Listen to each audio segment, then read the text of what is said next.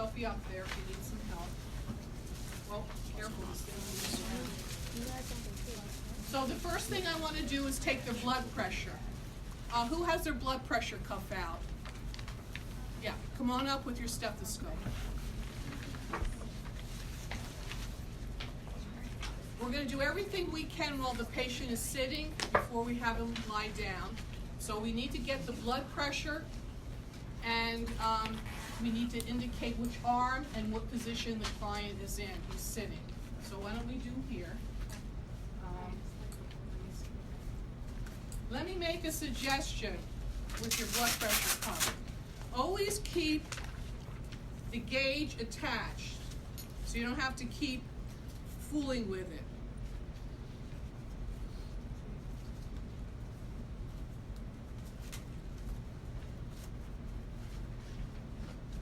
It fits right in here, see? Yes. Okay, make it a little easier. We're not going to feel for the brachial pulse. We just know we're going to put it about an inch above where the brachial area is, okay?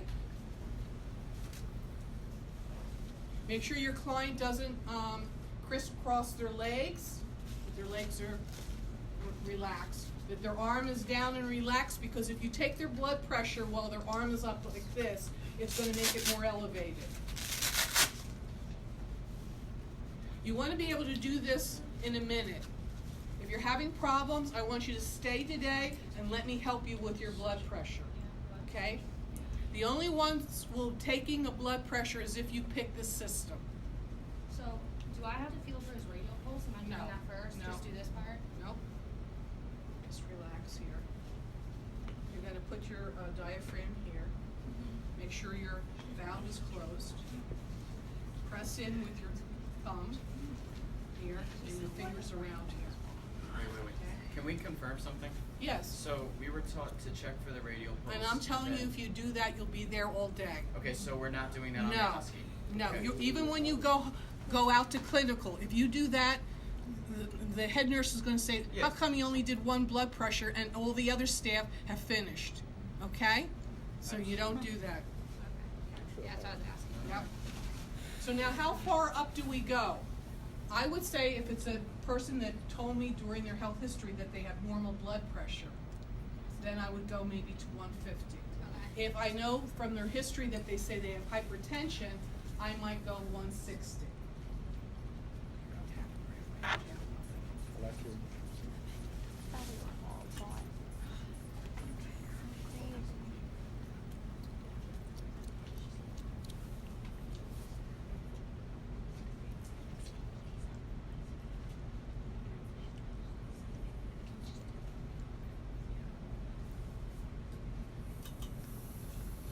So the first tapping sound is what? Okay. And then the bottom, when the sound goes away, is diastolic. You have to make sure that, is someone not? Okay.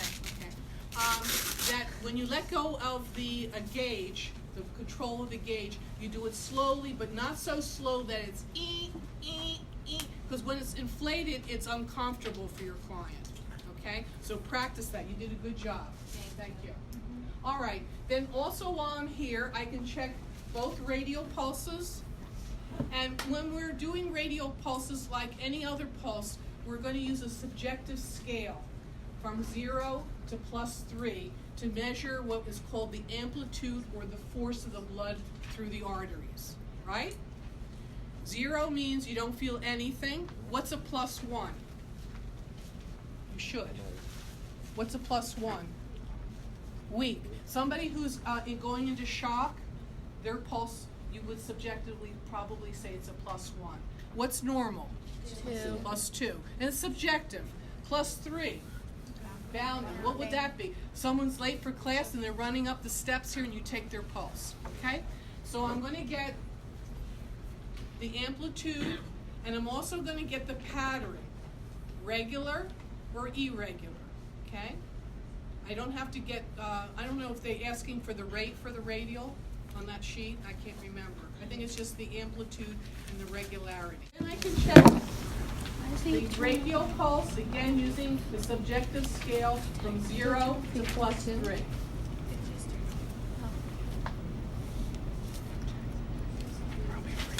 I'm also going to do capillary refill. I should see the return of blood flow on both hands. My hands are cold. With less than 2 seconds, right? Next, I'm going to do the Allen test while he's sitting up. What's the Allen test?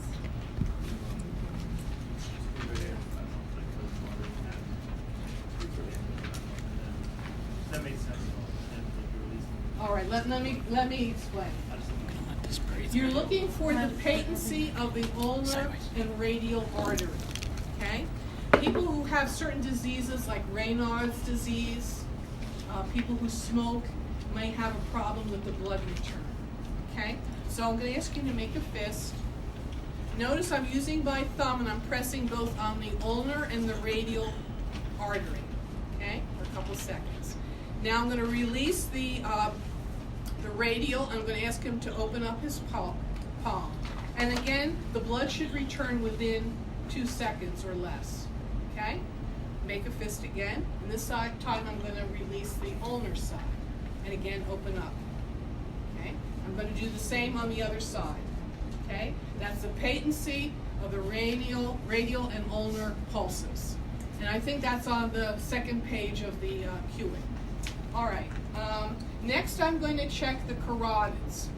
And I don't check both carotids at the same time because, right, blood flow to the brain, you pass out.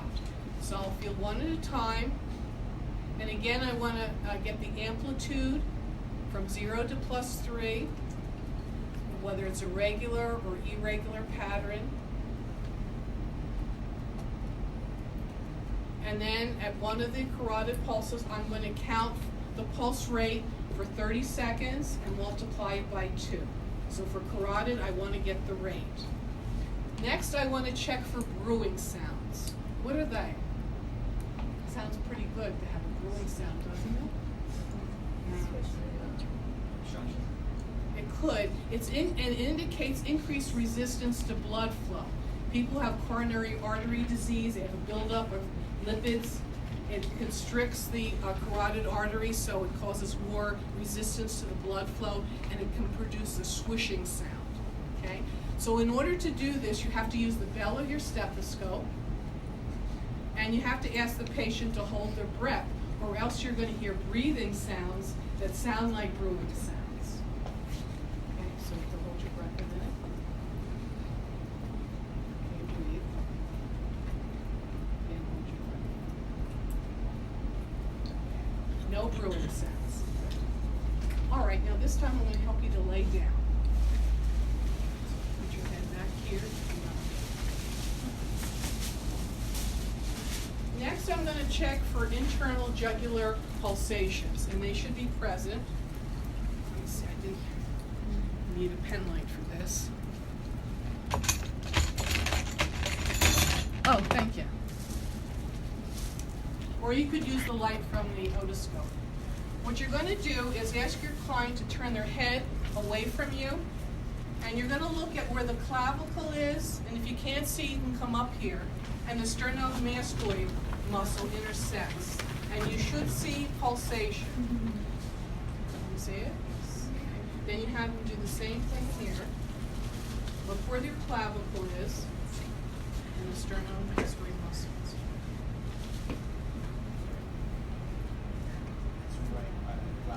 Yeah. See? So, and they should be present. That should be present. Okay, I'm gonna have to slip out of this. You're always to the right of your patient when they're on the exam table, and I'm going to examine the pericardium. Again, if you can't see, come up or move your chair closer. I'm looking for any pulsations, and the place I'm looking more closely is at the PMI. What's that? Yeah. Mm-hmm. PMI is a point of maximal impulse or intensity. And if a person has it, it's going to be right below the left nipple. If you don't see the pulsation, that's normal. If you see it, it's normal. So you just have to document one way or the other. I'd say less than 80% of the population doesn't have pulsation that you can see. Next, I'm going to check the pericardium for what we call heaves and thrills. What is that? You get to see. Well, let's talk, what are heaves? Push upwards. Yes. If the person is holding their breath, we should not feel the heart hitting our palm of our hand. If we do feel it, we know it's their heart and it's working too hard, right? That's not normal.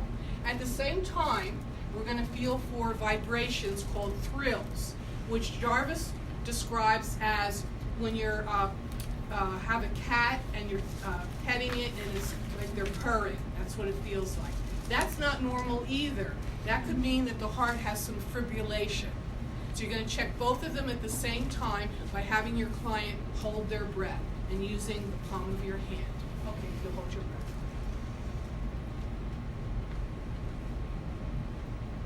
You can breathe. No heaves, no thrills. Okay? Next, I'm ready to auscultate. And again, I don't know your name in the back with the basement. Huh. Come on up with your stethoscope.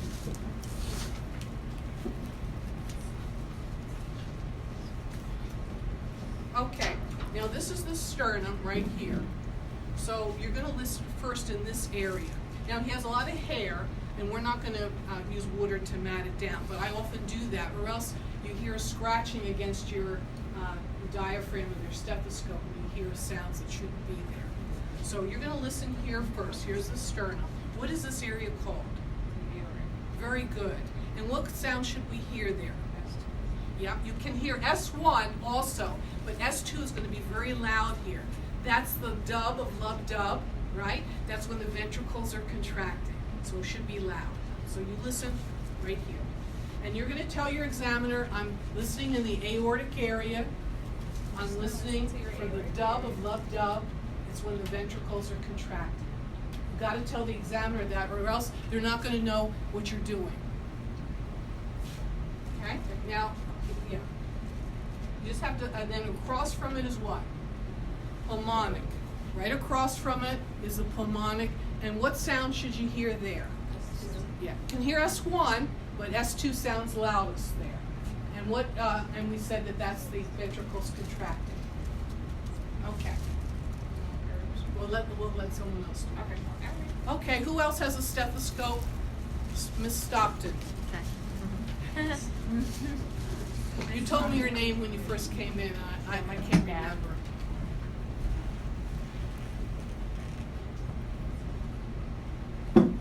So you're going to do Erb's point. And where do you think you'd find that? Here's the sternum. Okay, and so it's about an inch from the pulmonic area. Okay. And what sound should she hear at Erb's point? S2. However, if there is a murmur or extra heart sound in the aortic or pulmonic area, that's where you're going to hear it best. But normally it's an S2 sound. The bell. I'm sorry, the diaphragm. The only time we're using the bell is when we listen over the mitral area, and I'll show you that when we do the carotid.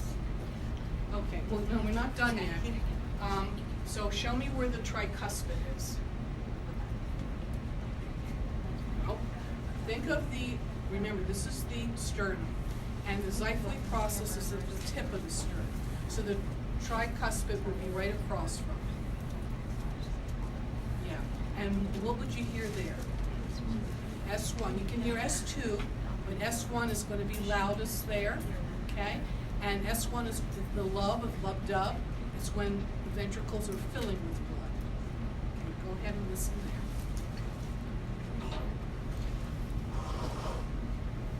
And your partner, Miss I don't know your name, Miss Olivia. Sincerely. Bring your stethoscope. Okay, so that is the what area? Okay. So you're going to do the mitral area. Again, you're using the diaphragm of your stethoscope. And where would would you find the mitral? Where is the mitral area? It's right below the left nipple. Right below the left nipple. Okay? And at that site, again, what sound should you hear? S1. Remember? Because you're going to say this to the examiner. Also, this is the one area where you get the apical pulse. And you have pharmacology now. You're taking pharm, or you have it? Yeah. Okay. When you're giving any digoxin product, the MAR is going to ask for an apical pulse. This is the only pulse that you take for a full minute. Why do we bother? Because when you're taking digoxin products, it normally slows down the contraction of the heart. That's a normal sign. So if the person is in bradycardia already, normally, and you go ahead and give them digoxin that lowers the pulse even more, that could be a problem. So the MAR will probably say, based on the physician, nurse practitioner, hold the digoxin if the pulse rate is below 60, apical rate is below 60, right? And you call the doctor and say, it's 58, do you still want to give it? But this is the only place that we count for a full minute. So again, show me where it is. Yeah,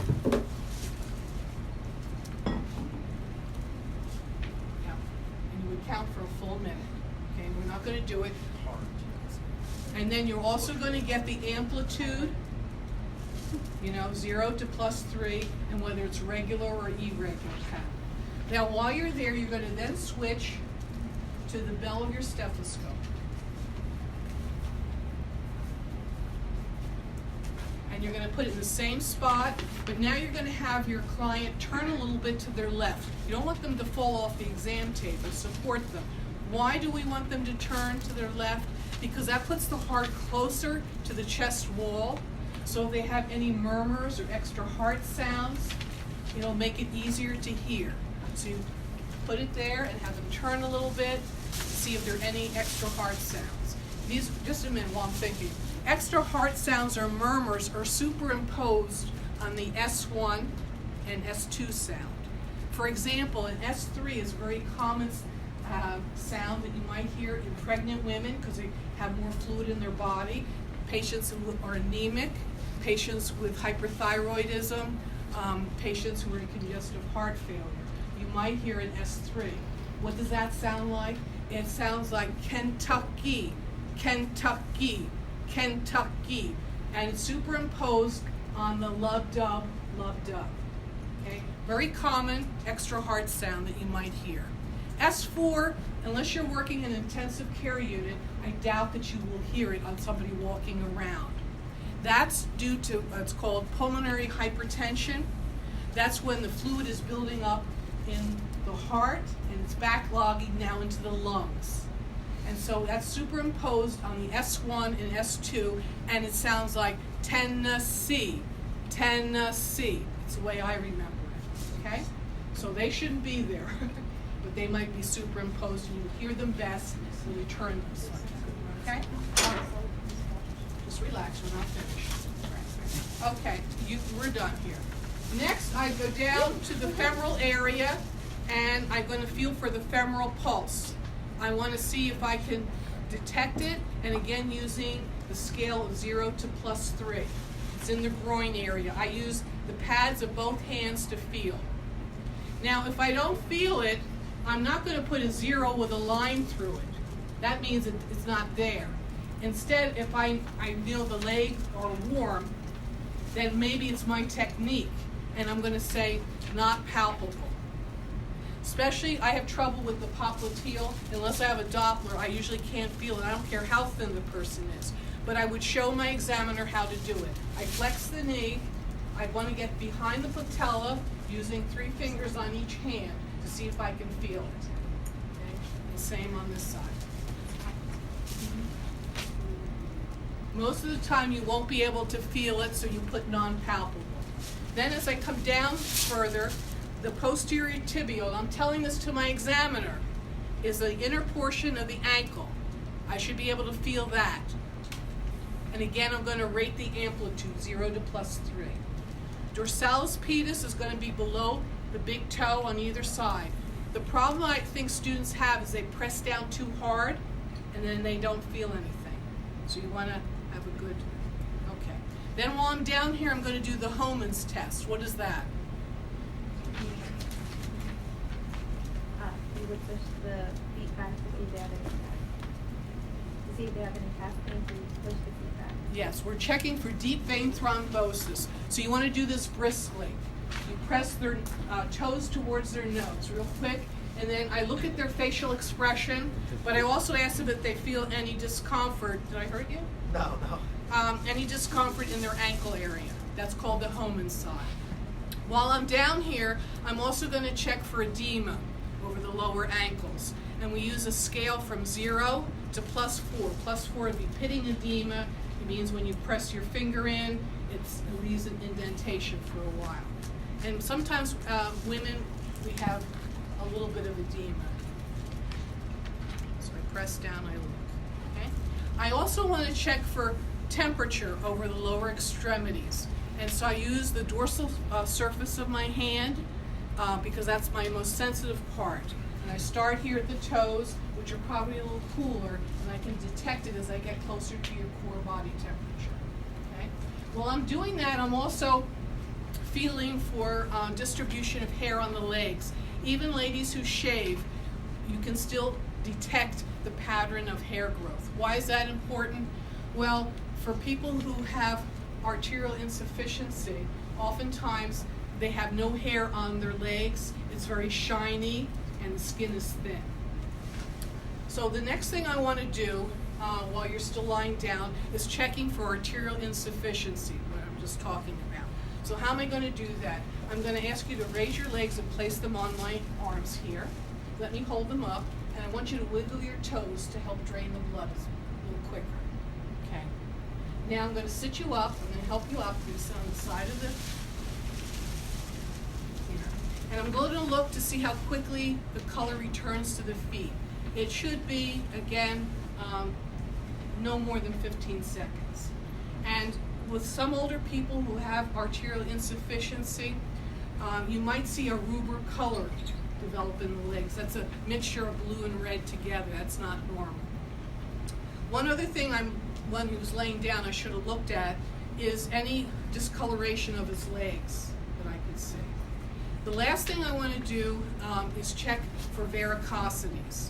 So I have my client stand up, and I'm going to check all around where his greater and lesser saphenous veins are, because that's typically where varicosities occur. They look like little veins that pop out, and if you see that, you want to palpate it to see if it's hard, firm, okay, and if it causes any discomfort when you palpate it. So let me help you off. Remember, your client is not going to have any slacks on, they'll have a gown on, so you can see all around their legs. If I see something, I palpate it, I ask my client any tenderness when I do that. No. Okay, thank you. All right, if you wouldn't mind sitting back up here. Okay, your blood pressure was good. All of your pulses were excellent. So continue whatever you're doing with your exercise and what you're eating. You have to decide upon what they told you. You make something up, but do a summary. So we'll want to see you back here in a year. Okay, any questions? Well, thank you for your time. And then you can help them off the exam table if necessary. Let's look at how you document this. Are they on medication? Maybe it's not the right one. Which arm you took it at? Remember to do your documentation as you go. You cannot rely on your memory to the end. Okay? So you'll have this sheet with you. Carotid pulses, the rate, the force or amplitude was +2, which is normal. Rhythm, R, no bruise. Internal jugular veins, remember those pulsations should be present. Inspection of pericardium, pulsations, no, or apical impulse noted, one or the other, both are normal. No thrills, no heaves. Auscultate, tell your examiner, I'm listening over the aortic area, I'm hearing the S2 sound, which is the dub of love dove, the ventricles are contracting. You've got to let the examiner know what you're listening for, because they're not going to know if you just move your stethoscope around. Pulmonic area, S2. Herb's point, remember it's about an inch down below the pulmonic area. S2 is normal, no murmurs. Tricuspid, S1. Mitral, S1, and you would describe what you're hearing. S3 and S4 are extra heart sounds I talked about. They shouldn't be present. Apical pulse, the rate, the amplitude, the rhythm. Then all the other peripheral pulses you want to indicate, and like I did here, popliteal, unable to palpate. But if you can't get the femoral, do the same thing. Do not put a circle with a line through it. That means there's no pulse at all.